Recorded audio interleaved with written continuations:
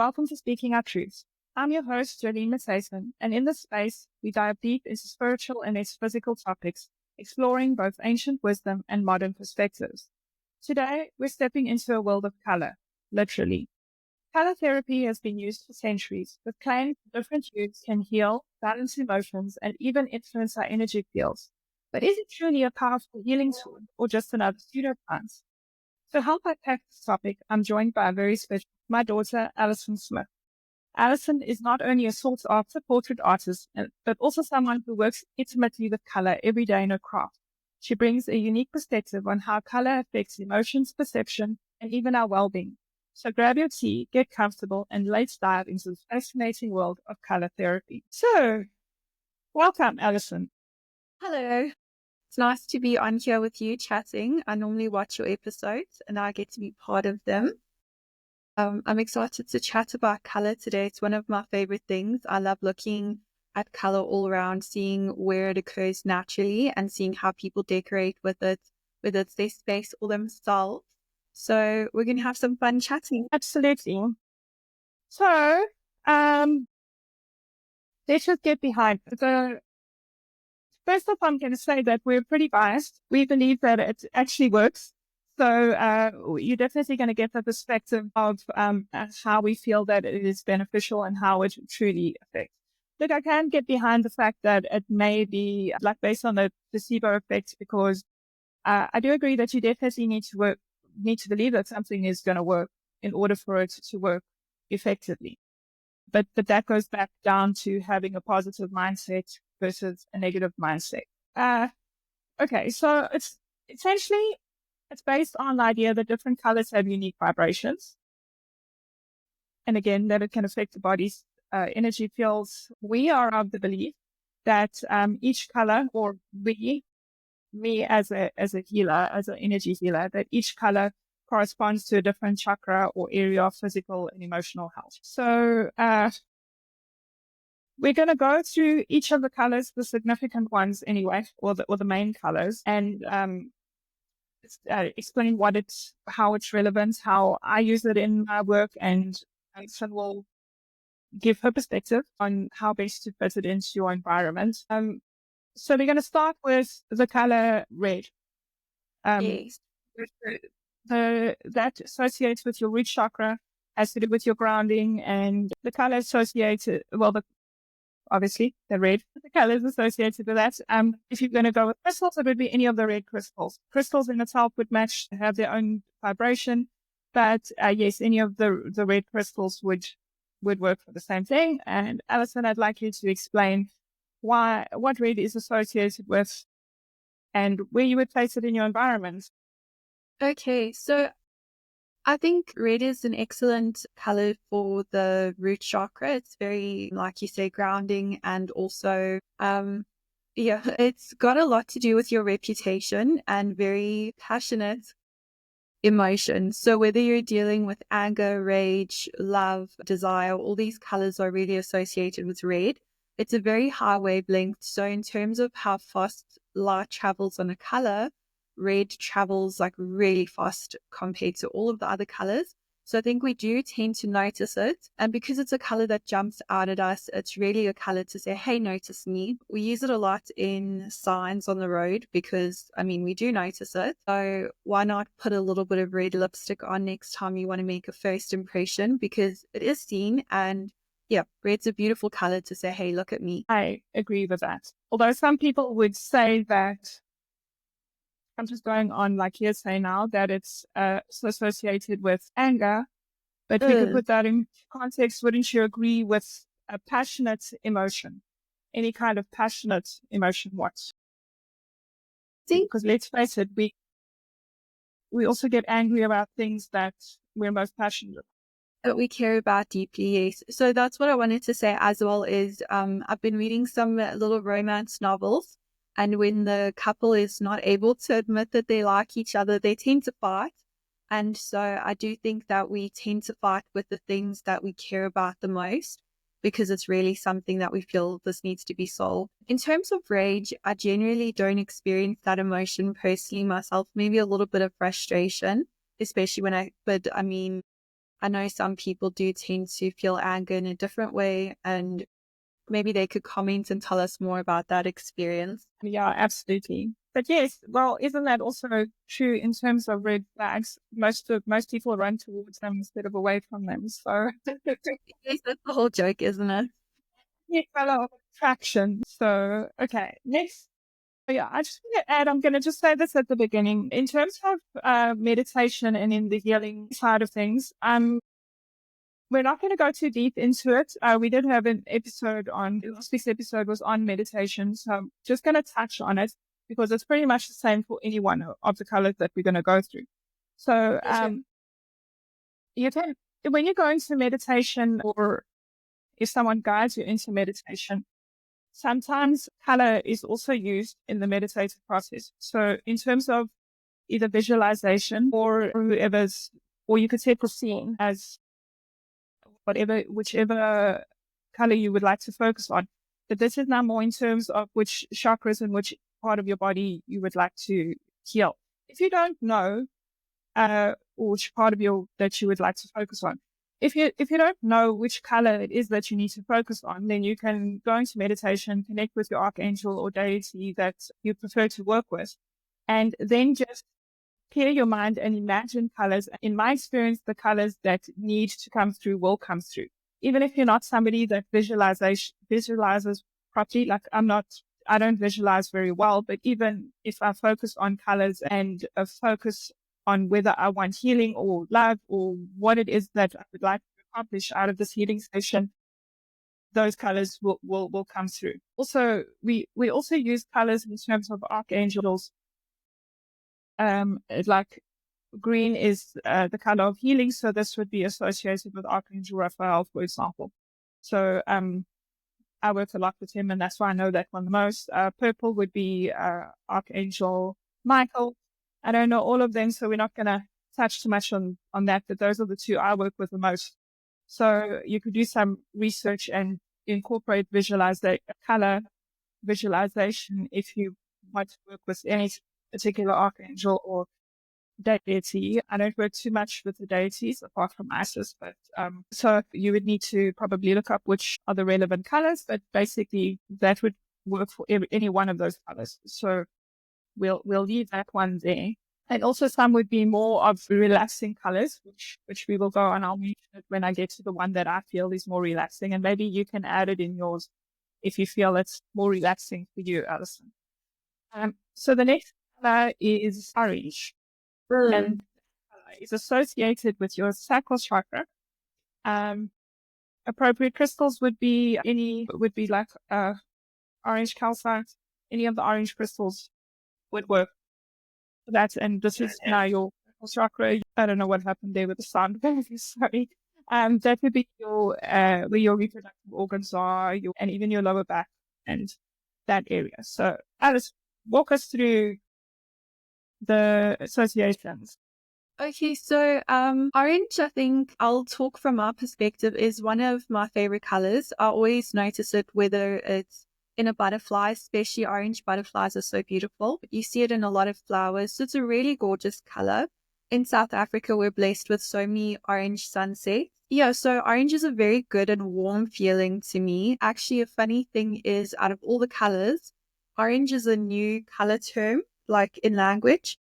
So there aren't very many disgusting associated words with the color orange. If you try to think of like a gross version, whereas green would be like, you can think of many gross green colors, but orange not so much. I love green. Yeah. We'll get into that on the green. But yeah, so orange is a beautiful color. It's also it's associated with kind of just a little bit of alertness as well, not as bold as red. And appetite is a big one. So if you're looking to decorate with orange, a beautiful space is your kitchen or your dining room. That's a wonderful place to put orange because it just puts you in a good mood, makes you feel ready to relax and digest. I'm not too sure of many of the negative associations with orange again. I love the color personally. It makes me think of flames, and all just good things. I think you would only really have a negative association with orange if it's in terms of memory association, if it's attached to anything that had a bad Yes. memory, say, Like like if you and me, uh, sorry. perhaps a work uniform. That's exactly what I was going to point out. I used to work for a company that orange was the color, so I had to wear orange every Friday, and I don't particularly feel like it's my color but yeah, I was never. Alison became my fashion designer when she got older. She was quite little back then, so she couldn't do fashion subs. Maybe I'm pretty sure she would have that you would have made me look like a supermodel even in orange. Yes, I mean, I still remember you looking nice in the orange, but I'm sure to wear it daily is a different feeling. Yeah, completely. It's Yeah. yeah. Other than that, I agree. That's it's not really a color that's associated with bad things. It would be a difficult color to focus on in terms of healing. Particularly, well, I'm going to touch on a sensitive topic now, but since it's associated with your sacral chakra, many women, most women, I would say, or even many men have had traumatic experience either in their childhood or at some point in their life due to like sexual abuse. And this is where your feelings that have to do with sex and even with men, your difficult feelings, if you got a blockage in your sacral chakra, then this is where it would be associated. So that may be another reason that's why orange could be a difficult color for you to connect with, because it can force you to acknowledge that trauma and in order to work through it. And if you're not ready to do that, then you could possibly have an aversion to the color. So just to put the somewhat negative spin on things, but it's not really a negative. It's a necessary thing you need to work through to get through to heal from it. But it's not a pleasant thing, to put it that way. So next up, we will move on to yellow. So now yellow is a very happy color, and for a good reason. It's associated with your solar plexus, which is your overall energy center, sense of well-being. But it's also associated with anxiety and stress. But to me, I find not necessarily my favorite color, but it is a color that is associated with happy, sunshiny, calm vibes. So I would put this down as one of the relaxing ones. It's something I think everybody would not want to feel the stress, so that most people do not want to be in that stress association. So that would be an easier um, color to focus on to draw you out of it. Crystals that can be associated with that is any yellow crystals, although I like tiger's eye is my favorite one because that's also a grounding stone. Not really yellow, more brown, but it's still associated with the solar plexus chakra, but any yellow crystals will do. Let's hear about how to place it in our environments and so on. Okay, so for yellow, I definitely agree with you. It is a bit of a joy and anxiety connection. And I think it's because when we see yellow, we see it in small doses. If we get too much yellow, that's where the anxiety comes in.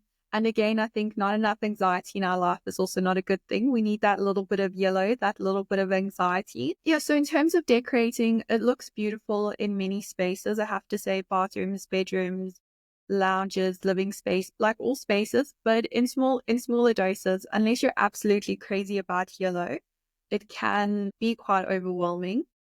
Did you want to add something or can you carry on? And then we can carry on. I just need a second. Sorry, I'm having a little bit of a sound issue. I'm gonna have to switch this. Oh, it's not gonna let me. Okay, let's see how this goes. Okay, so no, yeah, I agree with you completely. Are we gonna move on to the next one? No, I can do just a little bit more about yellow. Okay. So I think between yellow and orange, we can agree that gold association is somewhere in there too. So while we're on the yellow, we can briefly touch on gold. Yeah, overall, it's a beautiful color to decorate. You do notice it. Gold is wonderful for decorating with, especially in small little pockets of the home. I love putting it in paintings because I do feel like it gives that association with wealth. It's beautiful to look at again. And it gives a feeling of youthfulness and softness. And that's my part about yellow. Okay, no, I agree. Gold is actually identified with a different chakra, though. Oh, really? Just based on that, we usually associate gold with gold and silver with the higher chakras, which is now above the crown chakra. But yes, we also use gold if we're looking at, okay, I didn't touch on candle association, but if you're doing manifesting, the colors you use in your candles would also make a difference. Red could be a color depending on what kind of love you want to attract in your life. So if you want more passion in your love, then you would go with red. Orange would also be a color associated with, look, I would mostly use it for healing in terms of like if you need, again, sacral chakra healing. And then yellow for friendship. solar plexus. So yeah, for your solar plexus or for friendship, that's also a color you would add with that, or include with the specific candles you would want to use to attract that friendship. But gold you would use more in terms of, you could use it for overall healing, but also for manifesting. I would put it with money, which ties you in with green as well, which is the next we're gonna speak about, which kind of throws a spanner in the works. It kind of has a different association when we're talking about candle magic or manifesting. Yes. So that changes things up a bit. But yes, gold is more associated with your upper chakras, overall healing and manifesting wealth. That makes sense. Gold is a whole other special color of its own. So, Okay, anything else? No, I think we're good to go into green. Okay. So green, so green is associated with the heart chakra, but there's another color associated with the heart chakra as well. So even though it's not technically part of the color wheel, or I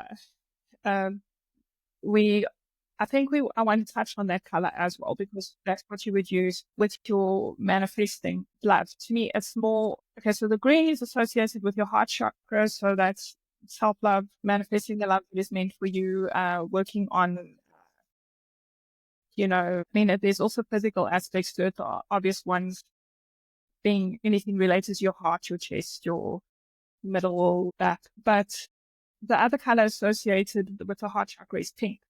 And to me, that's just more of I would associate that more with love than green, although green is for me, if I do manifesting, that's the color I would more likely use for manifesting finances, wealth, and pink would be my go-to if it was, well, pink or red, depending on what kind of love you want to manifest again. But pink, I would go with that. And also the crystal associated, I like them both actually, but green aventurine or rose quartz. Rose quartz is so versatile to me. Well, green aventurine is more specific to more the practical side of things when it comes to love and finances and money. And pink is just the more softer, more self-expressive, more about the emotional side of things to me. So let us know what your thoughts are. Yeah. I actually only recently realized that green is the heart chakra color. And for me, I feel like it made a lot of sense. I really loved that. For Valentine's Day, I actually asked so nicely for this cute little green frog. We found it. Yeah. And so when I saw this, it really felt like love. It was an adorable experience for me. So I love green for that. And whether you're thinking about self-love, romantic love, or family love, I feel like green connects nicely. Green is a wonderful color overall. I very strongly suggest taking moments to be in green spaces. It's excellent for health. It's a very healing experience. You don't even have to do anything, just sitting under a tree, looking at trees, if you want to be on the grass, some people are like, no. But if you don't want to be on the grass, just sit and look at some beautiful trees. Green is incredibly healing, it's soothing, and it's also associated with inner growth, so self-development. It's a very growth oriented, because anything green that you look at, you do tend to assume that even if the leaves wilt, new life will grow from that. We don't worry too much about our grass growing back. We know it will. So green is also like very much a generating color. In terms of decorating, I love seeing green all over, especially in the bedroom and bathroom. I think it's beautiful to decorate with because it's calming, it helps you feel relaxed, and it's also got a little bit of vibrancy, so it makes the space look good. You can put it in the lounge, like literally anywhere. I think green is wonderful. Maybe not the kitchen, but I mean, you could. Yeah. I green, think, so no arguments from me. yeah, there are some negative associations. I think green we put together with envy. That's a bit of an association. Illness as well. Like when you're feeling green, you imagine you want to be sick. So you can also think of like moss and yucky things in green, but it depends on who you are, because moss might not be that yucky, depending on if you're Were interested you in the reading my full. mind? I was just thinking.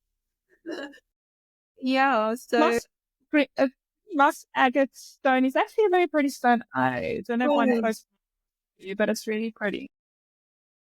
Yes. And do you have any other associations with green that you'd like to share your personal feelings on the color? I feel like green is an overall good color. Like you could, but it depends on what green it is. I definitely lean more towards the forest and the emerald type greens. I mean, emerald is my birthstone after all, but yeah, the like I wouldn't, but that's also more associated with nature. I mean, you're gonna get forest green and dark greens are colors you would more associated with like grass and nature, and nature is a healing space. It is a healing color. Yeah, you do get different shades that are not so appealing. I think maybe the more toxic looking shade. Yes. That's I think The, probably, but those colors probably have more of a brown mixed with it, and it makes it look a bit more muddy and messy. Um, that's not always a good look for everything, but it depends. Again, it depends what it is that you're the, wanting the color. I mean, it could work in some scenario anyway. I mean, it's a healing color. It's appealing to the eye. Yeah, there's not really any. Yeah, you turn green, I guess, not physically, but like when you're associated with the things. But yeah, it's just it's a versatile color. And again, yes, like even if you're associated with it being sick, you need to heal from it. So maybe the green is your trigger to, you know, focus on your healing. that's actually a very interesting point. I just want to try something quickly because, sorry, my earpods are busy dying. I want to see if it lets, oh, it's not going to let me change okay, let's hope that when it does, it will just switch to my laptop because I see it's Laptop. not allowing me to change it while I'm recording, but that's fine. Okay. Can you still hear me? Yes. Okay. So next up, we're going to move on to blue, which The, is associated with the throat chakra, which can be good or bad, depending on your state of mind at the time. Because if your throat chakra is blocked, it will create a lot of negativity for you. Basically, if you're not able to speak your truth, nobody wants to be a wallflower or like kept in, and eventually it will have negative effects on you if you don't have some kind of outlet. But blue, I want to say the crystal associated with that would be like blue, any of the blue crystals, but blue lace agate would be my favorite for the throat chakra. That's also your neck.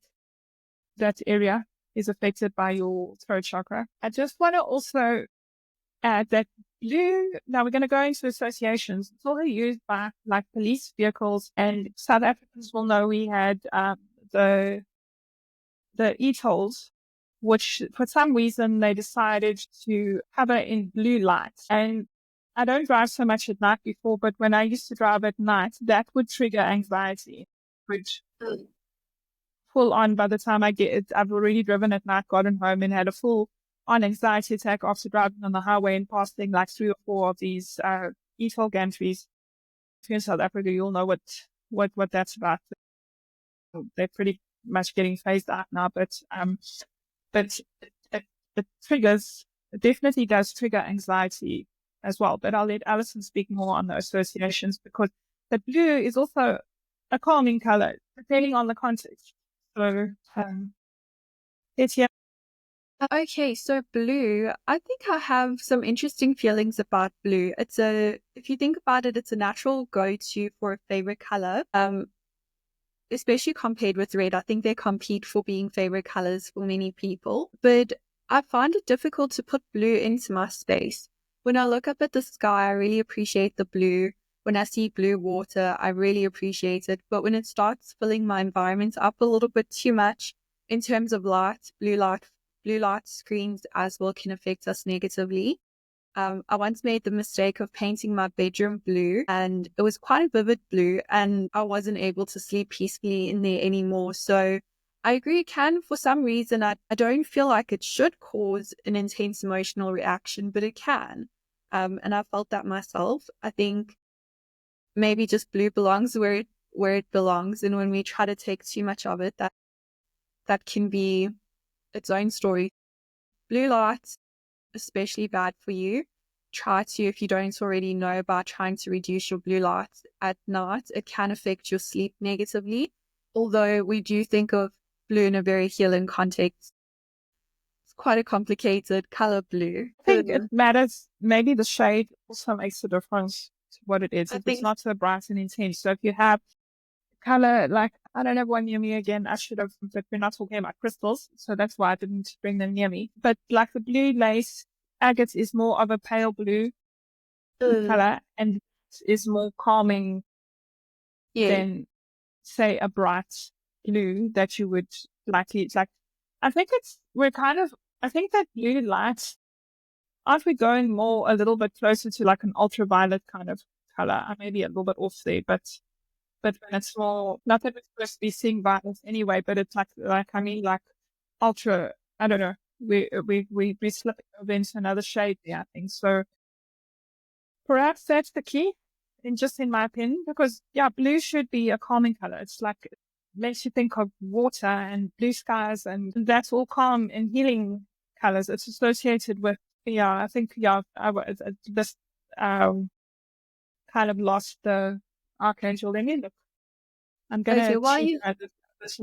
It's not an archangel I work with regularly, archangel. It's also associated with Michael, but I think purple is also associated with, I was going to say Michael. Okay, purple's also associated with Zadkiel.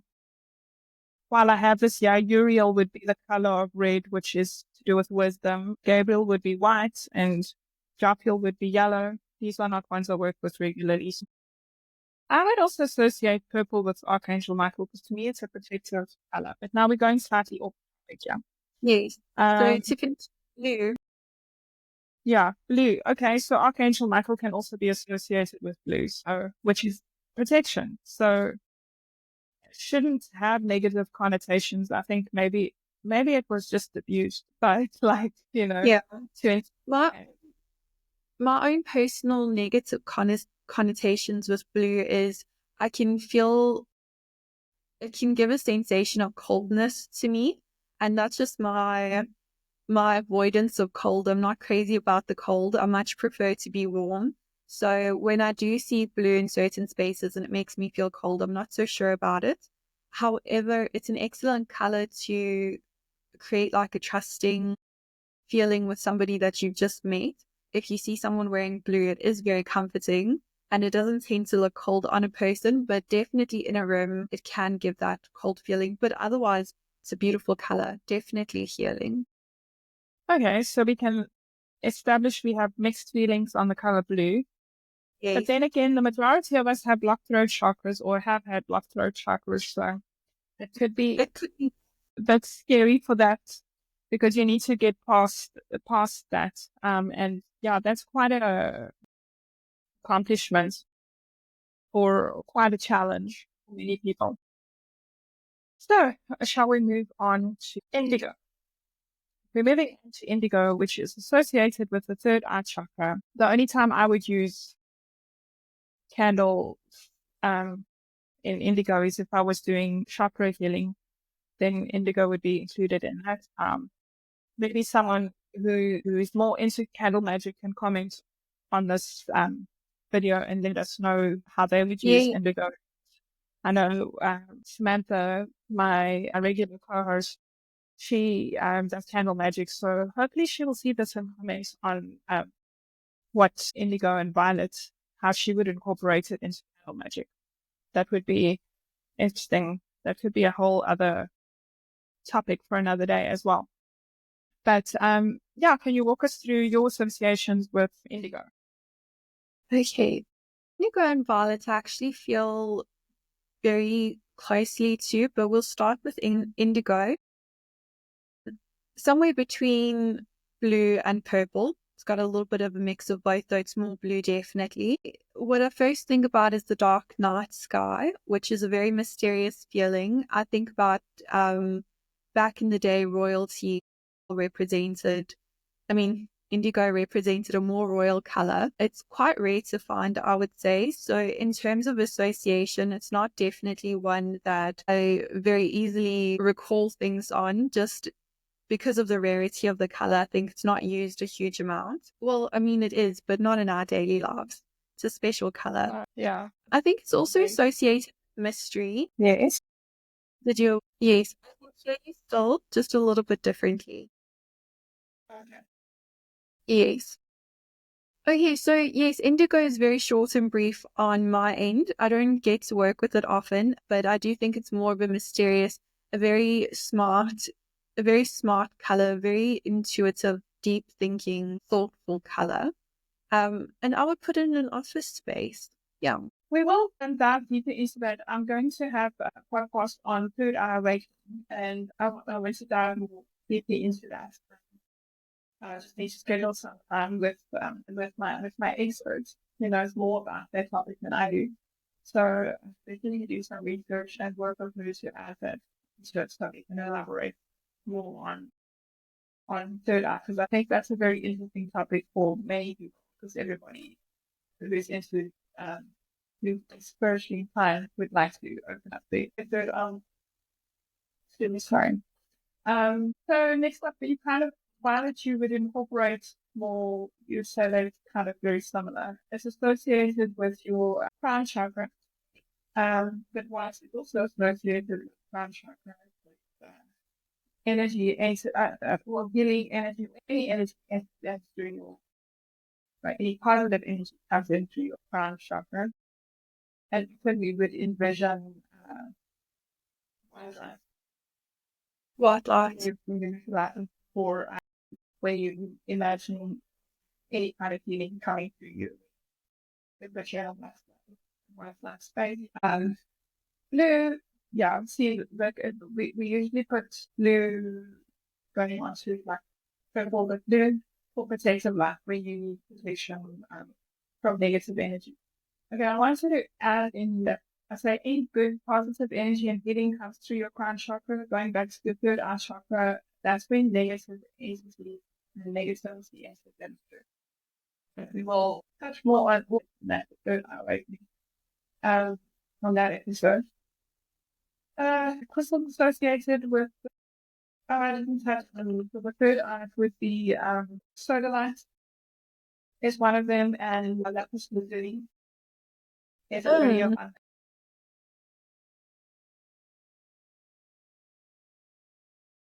Yes. Is that for third eye or crown chakra? It can be both because they're kind of similar and amethyst is a mostly healer, so you can use it in virtually any context anyway.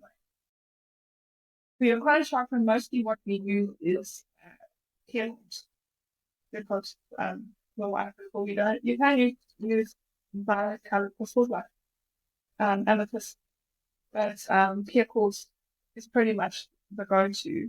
But clear quartz can also be programmed for whatever intention that you want to use. Also, some people would use selenite that selenite charges or boost the energy of all other crystals. So, I don't use selenite for the crown chakra, but I use it anyway to boost the properties or the energy of all the crystals. Okay, so when do we put violet is Okay, so violet, I personally love purple violet a huge amount. It is my birthstone, so I do have a preference to it. I think it's really beautiful. Again, it does seem to be one of the colors that you don't go overboard with, so you can bring in a little bit of it. Definitely can use more than you use yellow, but violet everywhere is not something that you would be used to, I don't think.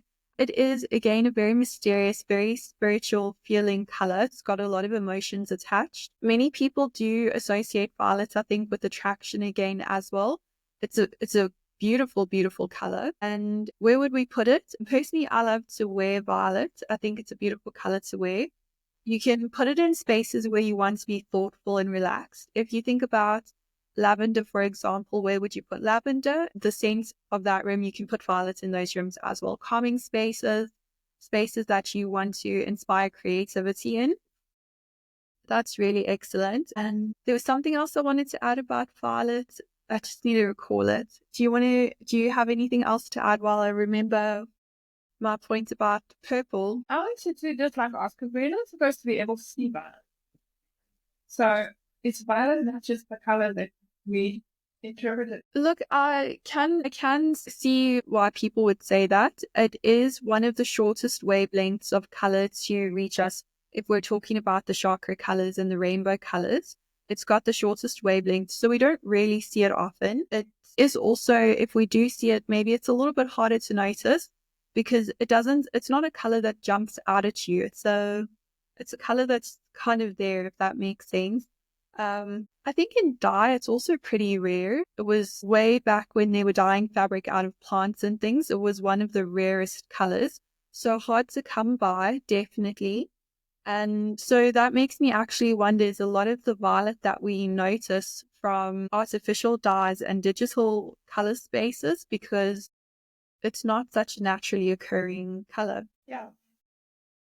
That's what I think. Maybe if you're looking at it in terms of the rainbow, it's more the reflection as the indigo bleeds into it. Maybe that's what I think. It's how we interpret it. Yeah. Well, in terms of color spectrums of what we can see, we know that we can see the colors that we can see. And then we know just a little step down that many people will think pink and red are the same. So maybe not color blindness, but less of a understanding of the differences of color. And then you get into color blindness where even red and green look very similar. So just like our sight can give us less colors, it can also give us more colors, especially if you're a different species, like a dragonfly, for example. So I do believe that there are so many colors that exist, but our eyes perceive what makes sense for us to perceive. We don't have to see UV light. For example, bees see flowers very differently. So that from a mile away, well, maybe not a mile away, but from a distance, they can see whether a flower's still got its pollen or not. And that's because they perceive the colors very differently. If you're not sure about that, just Google UV light flowers. You'll see it kind of lights up. And we don't see flowers like that. We don't need to see flowers like that. So we've got our rainbow. We've got our color spectrum that we can see. And as humans, that's what we get, which is pretty cool. So we've established that amethyst is your favorite, but because it's your birthstone, but which is it? If you had to pick one color? I think I'll choose green because it's calmed me down in many times. We all went through COVID together, and I noticed that if I skipped going into green spaces for 2 weeks, just chaos thoughts. But going into green spaces, it always grounds me. It makes me feel good. And if I could only see one color, I would choose green. It's beautiful. And you, which one's your favorite? I like green because it's a good all-round color. I mean, you can have a green car, you could have green in your living room, in your bedroom, and you can wear green. It depends on what shade you use, but it's a versatile color that fits just with any. Yay. You can even eat delicious green foods. But it's just versatile with anything. Whereas I love red. It's one of my favorite colors. But put it on a pot and it's just a certain shades. Put it in the sun for a little bit and then it's pink. It's just Good. about and or depending on the shade again, it's kind of needs to go more towards orange, and orange is not like my favorite. You have to get the shade just right. Whereas green will kind of, even if you have even if you're associating it with like a wrong pink color or something that's not as pretty, it still has a place. So it's not like it's just uh it just works with everything. Yes. It's a healing color. Good. Okay, well, maybe I'm a little biased because Archangel Raphael, the one I work with the most, and green aventurine is, okay, Labrador is my favorite, but green aventurine is the first, second, and emerald being my birthstone color, and my birthstone, so. But yeah, it's just all around, it just has a space, place everything. So. It does. It has a place everywhere. With red, it's beautiful, but it does have that strong duality of, do you go towards it or do you need to be cautious? Is it blood or is it strawberries? Like, it's very two-sided. Yeah. So I think red needs its appropriate spaces. Sometimes we really don't want to see red, and green overall is just, it fits in everywhere. So that leaves us to ask, if you're watching this part of the video, what's your favorite color? We want to know. Just out of curiosity. Hey, just for fun, let's see which favorite color gets the most votes. And if you have any, I don't like if you do work with candle manifestation or candle magic, which please add some insight. We also want to learn. Yes. Like, I think I don't work too much on candle magic, so I tend to just work with the niches or specific things like healing, and I would know what product and thing wants to manifest. I mean, they all have its place. If you don't add information, if you do it self and spell jars, color makes a difference in that as well, whichever crystals you add into it, or even if you're using wax or whatever you conceal it with, those different colors also add something to the spell that you're working with. Spell jar. So again, some of those manifesting. So overall, we can agree that color therapy can be a valuable tool for relaxation, mood enhancement, and self-expression, and whether or not it can have confirmed scientific or medical effects, the psychological influence of color is undeniable. I think we can agree on it. Yes, we can. So whether it's placebo or not placebo, I do have to agree that setting intentions is a very strong, meaningful thing. There's no dispute that some colors just have certain connotations. And so as a collective, we have certain associations for these colors that we've all agreed on.